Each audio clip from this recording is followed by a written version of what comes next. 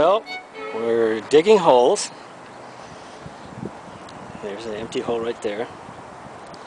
And then we're putting fertilizer. Yeah, I won't make any fertilizer jokes. I could make fertilizer jokes. And it would be very fitting, and I'm sure I could think of something clever, but I can't think of anything right now.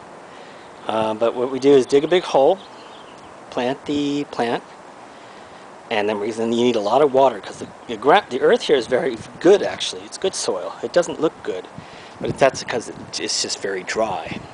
But it's not clay, it's just soil, so that means things will grow well. The weeds grew well here, really well. So hopefully our plants will grow really well. And with a little TLC, haha, TLC. Anyway, we're going to do a lot of watering. I'm planting little vegetables here. Later on we'll talk about trees and fruit trees and pruning and how to prune and different things with trees, since we're talking about the fruits of the Spirit. But I encourage everyone to spend a little time in the garden, clean up some weeds, and plant some plants. Plant something that'll grow something, or plant some flowers. And think about the things in the garden. And think about, is there anything that kind of connects with your life? Is your life full of weeds? Is your life full of flowers? Is your life full of fruit-bearing fruit or vegetables like these? And think about every aspect of it. Think about the watering, insects, bumblebees, they spread their pollen, and some flowers and plants don't grow unless they get their seeds or their pollen.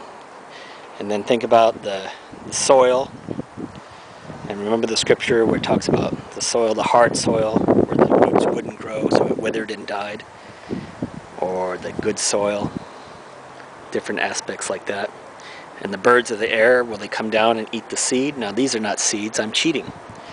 But if we had seeds here, would birds come and eat the seeds before they got planted?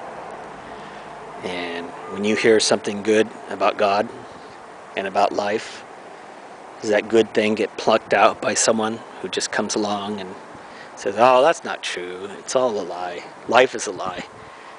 Well, maybe you shouldn't believe them. Maybe you should think twice and think, no, wait a minute, this is good seed. And I don't know what it's going to grow necessarily, but I'm going to nurture it. Put it in some good soil.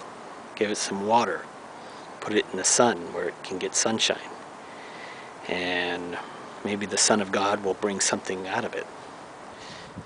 Now, look at this. 1 week, and already we got these beautiful little tomatoes. And what's nice is when you buy tomatoes in the store, they actually pick them when they're a little green, so they turn red by the time they get to the store. But because you grow them yourself, they taste a lot better because you pick them when they're nice and ripe. Oh, so good. Oh, delicious. Oh, I'm sorry. I'm getting terrible here.